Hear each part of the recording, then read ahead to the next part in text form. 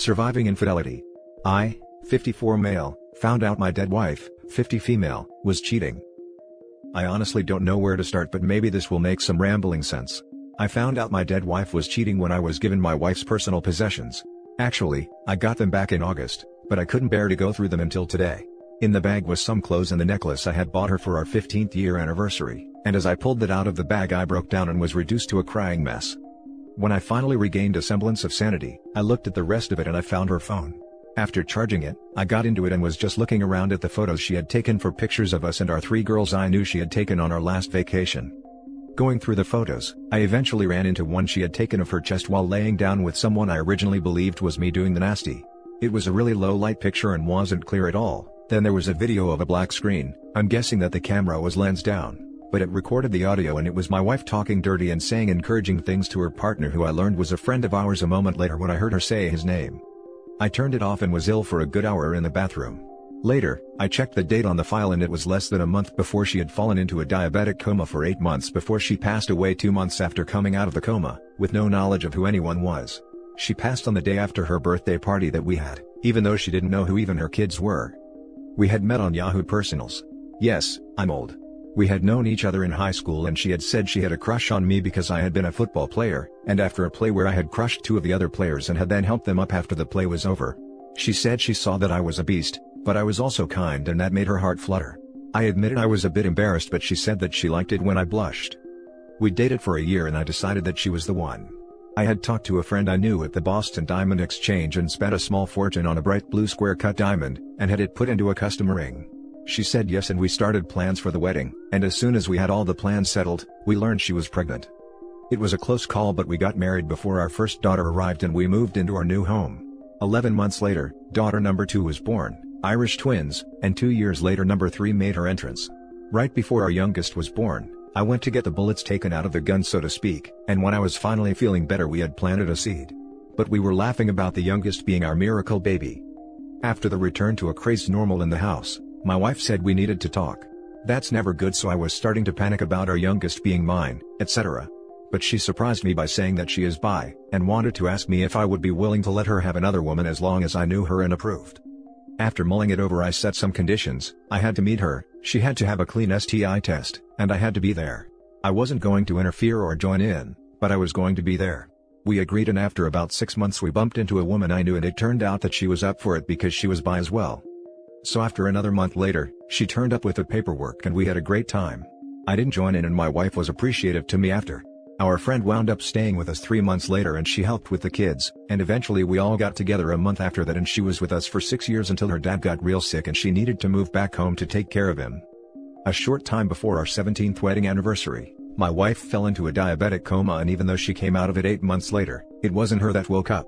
She was short-tempered, argumentative, and a racist as well. She told me to get the damned Indian crap out of her hospital room.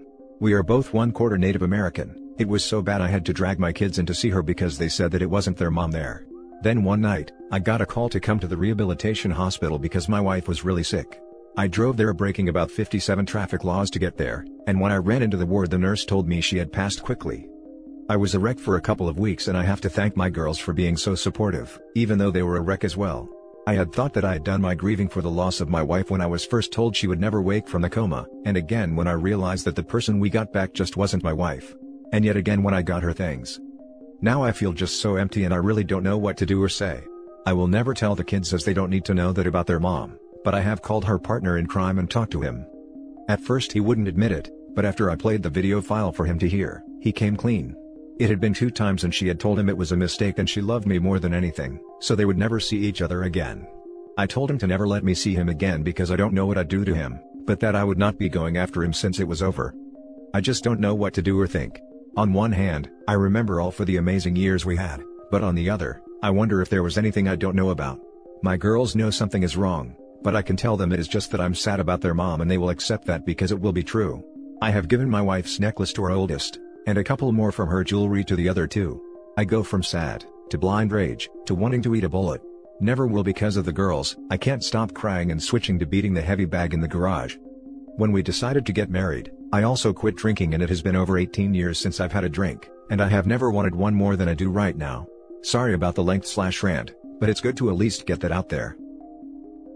Now for the top advice. I'm very sorry for what you're going through. You really need therapy ASAP, and a circle of support from your close adult family and trusted friends. I want to clarify one thing though, was the marriage open only for her? Or both of you? It was open for her to be with another woman, as long as I had final say on everything. They asked me to join in after a while, and we kind of just had an exclusive three-way arrangement. I don't know if that's where I screwed up and she thought she could do that with anyone, or if she just got stupid and decided to do whatever she wanted to do. I just really don't know what to think. The phone has been sitting in her belongings like a time bomb just waiting to go off. I'm sorry for your loss. I too have lost my wife. It's been 7 years at the time of her death. We had 4 daughters, 15 female twins, 5 female and 3 female. I can promise you it gets better. Stay off the alcohol/teas. It does nothing for you. Get individual counseling for and your kids. If your kids are crying, it's okay to cry with them. In fact, I encourage it. You have to let it out. Work out, walk. Try not to harp on what you found out. I'm sorry you're going through this, but you can't change it, and there's nothing you can do. Sorry for your loss as well. I don't know if it gets better at all, but I'm hoping so. The girls have been in IC since my wife went into the coma, and this will continue. They all came out after they were supposed to be asleep, and said they were worried about me, and we all had a good cry on the couch. They are finally asleep, but I think it will be days before I sleep again. I'm sorry for what you are going through. It's horrible on top of horrible. I do have one rule about cheaters: I never lie for them. I believe telling the truth will help you too. There is no reason to take this burden on yourself. Your daughters deserve to know what's happening to you. If they were children I could understand, but adults should know. Just my feelings. Good luck and stay strong. I may tell them in a while, but right now it's still too fresh. I'm just not sure if it would do any good at all instead of just causing pain. I know the language that would come out of my mouth, and I've taught my daughters to be ladies and not truckers. I slipped one time when I cut my hand on a broken glass, and said ish, and my daughter looked shocked, and said, "No daddy, it's sugar, love her so much." I'm just going crazy, mostly because I can't ask why. My weight at the time was 2 pounds more than when I was in high school. I was a firefighter/EMT, and in our yearly calendar, so I figure I was good looking. Made good money and had great investments as well as owned my own home. I even still had a really cool car. Sorry, I'm rambling again. Now for the next story. Today would have been 13 years married. Instead, we only made 10 years by 26 days. So to my ex, on this day I write a letter in the abyss of the internet. Dear ex-wife, I haven't thought of you in any way other than my ex in a while. Maybe even a year or so. But today, on what should have been our 13th anniversary, I can't stop myself from thinking of you in your best and your worst moments. I remember the joy on your face when I got you a dress that fit so well it was like it was tailored for you. It was. She thought we were taking measurements for a diet plan, for our 5th anniversary. I remember us celebrating the first one by blowing a glass globe together at the beach. Your artist's heart was so delighted that you did it all except pick some colors. I just shattered that globe 3 or 4 weeks ago when I had to decide if I was going to pack it to move it to a new place, or if I was going to get rid of it finally. I remember your joy and trepidation in telling me I was going to be a dad over the phone at your friend's house 3 hours away for the next 2 days, so I couldn't even hug you or celebrate with you. I really feel like that's an in-person conversation for a married couple who has been trying for 3 years, but I digress. I remember your joy as we screamed our lungs out at the Third Eye Blind concert, only to be shattered at catching you flirting with one of our friends while his wife wasn't there, and I was 3 feet away from you. Trash. I remember other things too. I remember you hiding in the closet after me finding out about the first affair. I remember your indignant stance and hatred spewed at me when I found out about the second one. I remember your screaming how much you hate me, and how she shouldn't love her a-hole daddy in front of our 3-year-old. I remember that night where you drove home from a friend's house drunk. I could taste another man on your lips. I asked you about it and you deflected. We slept together that night. I remember finding out 2 months later that you had been with him that night. You see, I know who you really are, and I refuse to fall under your manipulation today. Today, on what used to be a beautiful day, I choose to not remember you at all. I choose to be done thinking about the good or the bad years. I am not going to give you another thought on this or any other day. You are an ex for a reason, and I don't need to even have you as a thought in my brain. You're not worth my time. You're not worth the energy I spend thinking about you on days like this. So, I won't do it anymore. And damn it, I'd better grow and be a better person for it, cause it's not gonna be near as easy as I want it to be. Screw off and die, your ex. Now for the top comments. I hear you, OP. My own what would have been our anniversary is coming soon. But it feels like any other day to me. Months ago, I wrote an unsent letter just like yours, of the good times and bad with the cheater. Then I decided I could live just fine without them. And it's true. About 12 years after the divorce, I was doing some paperwork and realized I didn't remember the date I married my ex anymore. I had to call my ex-mother-in-law and ask her, so I could finish and submit the paperwork I was doing. You'll get there. You'll realize in time that you haven't thought about her in years, that you don't remember what used to be important dates anymore, and that you are truly free. God, I want this for my life. Same. Only a few months out for D-Day, but the months he was cheating on me haunt me. I know each day he slept with her. What we did surrounding those days. At the time, I didn't even know, but looking back, it feels so gut-wrenching. Now knowing what he was actually doing and then coming back to me as if everything was normal. This is so traumatizing. Man, I feel for you. Why do we accept any type of disrespect? Why do we want so badly to not fail that we forgive transgressions in hopes that it'll all be okay? I'm approaching 1 year since my wife cheated on me, emotionally, and then more after she asked for a divorce. I didn't fight, wished her good luck, and even helped her plan to leave. I was getting my kids, and that's all I cared about. When reality came crashing in on her, I was here to catch her. But a year later I still find it hard to not remember the pain, or how disgusted I was at her willingness to destroy her family instead of talking to me and working together on our problems. Admittedly, it is much better now. I trust but verify. But I also feel foolish, and reading this makes me think there is going to be more, or maybe there was more. I've adopted a new motto, creed or whatever: when someone shows you who they are, believe them the first time. Don't waste your time on hate my brother, you've got a little one to be the best freaking daddy for, nothing else really matters. You dealt and still dealing the situation in a great way, bro, inspiration to many of us. We all stay strong. Creed or whatever. Now for the last story. She left me completely broken. So, Cole's Notes version here. My wife has been getting distant since our daughter was born 2 years ago. She had postpartum psychosis, and didn't tell me. She also had a cancer scare, and didn't tell me until the results came back negative. We fought a lot that first year. Now, she's been saying that I've been taking her for granted, not holding her hand enough, not complimenting her enough, probably because she tells me I'm lying to her when I did, and not making love to her enough. We used to fight about that last point a lot, and I wasn't quite sure how to tell her that me doing all the work 98% of the time gets boring, and you yelling deeper, or harder all the time doesn't help. She's also gotten mad at me for looking at pictures of friends of mine on Facebook. Not meeting up with them, nor even talking to them, just looking at pictures of them. I get it, if it bothered her, I should have stopped, and guys, I just found it so childish that I didn't think it was a big deal. Now, I've tried to get her to partake in hobbies with me, and she's shot every one of them down. She's feeling lonely while I'm out for 3 or 4 nights a week for a few hours at jiu-jitsu, and starts going on Discord. We start to grow apart. She's becoming even more distant, on her phone all the time while we're trying to watch movies, still bringing up the fact that we don't have intercourse as much as she'd like. How can I even get your attention? I'd ask. She'd ignore this. Fast forward to October 2020, she's been saying she's depressed for a while, and I get a text one day saying she needs to talk. She tells me she's checked out and done with this marriage. I ask if she'd go to a counselor, she says no. The next day she apologizes, saying it was out of line for her to say that. I take that as a second chance, and try to woo her again, only for her to continue to ignore me on dates. January 5th, I stay home from jiu-jitsu hoping to cheer her up. She gets mad, I get mad and storm off into the living room in a huff after we get our daughter down. She follows, and tells me this marriage is BS. She storms off in the bedroom and I can hear her laughing with her friends on Discord. I'm devastated and stay with my parents for a bit.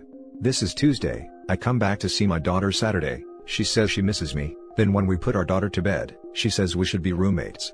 I'm devastated again. Sorry, that wasn't much of a Cole's Notes, and I appreciate if you've read along this far, but we're getting to the point here now. I'm living with my parents, and she's staying in the home. I go there during the day to work because I'm working from home, and we're going to put the house on the market and go our separate ways. She asked a week later if I'd take our daughter for more than a week while she goes on a trip to Australia next year, paid for by all her friends there. I ask if she's going to see her male friend, let's call him Bill, and she denies it. I ask if I can borrow her laptop one day, and I see a Discord room called her online name's Fap Zone. I wasn't able to get into it though. A few days later, I show up early, she's in the shower. I'm not too proud of this, but I look through the phone. This room is littered with member pictures from Bill, voice chat logs, text messages. Sorry, I had to whisper, I didn't want my family to hear. No, he's not married, he's 22 and lives with his family in Australia. I wasn't able to see how far back they went. I know from the history on the laptop that she's been getting these since the day after I left at least. I don't believe they started that day, as her laptop won't save history from her phone. Am I wrong for thinking she's more than likely been cheating on me? I feel like I know that she has been in my heart, But I'm so hurt right now, but maybe I'm off. My plan is I'm going to try to get her phone again, find out when this started, and I'm going to see a lawyer this coming Monday. I'm not going to try to get anything extra from her. We've tried to be pretty amicable, and not have anyone pay any money out, but I can't trust her now. I want to know what my rights are, because I fear she's going to try to throw and pull some dirty stuff on me, and then I'm going to tell her. I need her to know that I know. She's been saying things like, "We'll always be best friends." Bullcrap. You don't lie and hurt your best friends like this. If it wasn't for our daughter, I'd cut her out of my life. It's killing me to wait until that long to tell her that I know, honestly. I want to tell her tonight, and ask her why, and how. How could you do this to our family? A big thanks to anyone who took the time to read this. Edit. Thanks to everyone for taking time to respond. I managed to video her phone today, and find out she's been receiving pictures since long before she told me that she was done. Now for the top advice. Exactly. She's not who you married any longer. Don't base your actions on the woman she used to be. This is the common mistake. The person you found is who she really is. I hope you took some evidence, because she's going to lie to you and everyone else about her affair the same way she lied about trying to reconcile marital issues. No, I was so shocked when I found it, I didn't think of it at the time. Oh, she is 100% cheating. This is classic. My ex did something similar. They start to run you down and start fights. Then they will tell you they want to separate or want a divorce and make you believe it's because of some failure of yours. Then the truth comes, usually by you doing your own investigating. They don't bounce without someone waiting in the wings. The not giving me compliments thing means someone else was giving her compliments. Someone gave her attention. Can't serve two masters, can't invest in two intimate relationships. One suffers. She's cheated and she's making you think you failed. When you inevitably catch her, she will claim you drove her to it. Well, she actually did say she was getting compliments online, but didn't say from which friend. Then in another argument, said she stopped talking to the guy because I got mad when she told me who it was, when she didn't tell me in the first place. So, she's being wooed by this guy online.